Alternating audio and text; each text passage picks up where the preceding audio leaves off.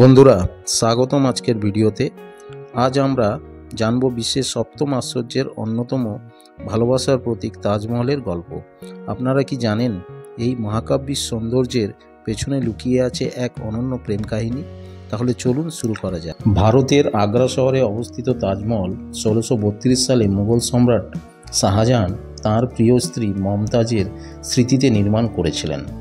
শাহজাহানের অদম্য ভালোবাসা আর দুঃখকে ফুটিয়ে তুলতে এই অপূর্ব সমাধিস্থল তৈরি করা হয়েছিল। এই সুবিশাল সমাধি স্মৃতিস্তম্ভ নির্মাণে প্রায় 20 বছর সময় লেগেছিল। তাজমহল নির্মাণে ব্যবহৃত সাদা মার্বেল আনা হয়েছিল রাজস্থান থেকে এবং এর জটিল নকশা ও কারুকার্য মুঘল স্থাপত্যের এক অনন্য নিদর্শন। তাজমহলের বিশেষত্ব এর প্রতিটি নকশায়।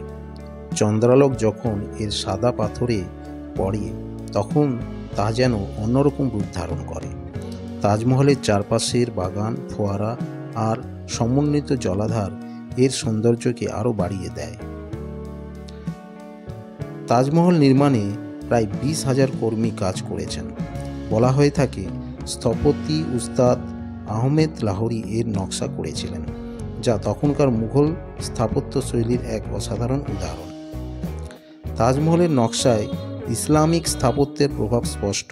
এর মেহরাব, মিনার এবং গোলাকার গম্বুজ সবকিছুতেই রয়েছে ঐতিহ্যের ছোঁয়া। কোরআনের আয়াত খোদাই করা হয়েছে এর দেয়ালে, যা এক ধরনের পবিত্রতা ও বিশুদ্ধতার প্রতীক।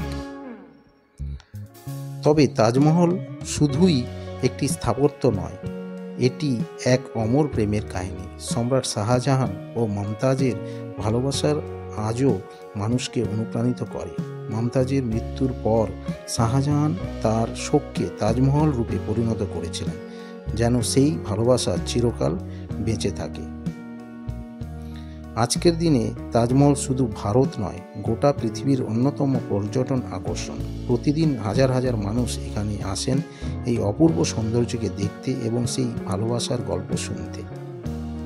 তাজমহল পৃথিবীর অন্যতম নিদর্শন, যা সময়ের সাথে সাথে তার মর্যাদা, গুরুত্ব ও সৌন্দর্য ধরে রেখেছে।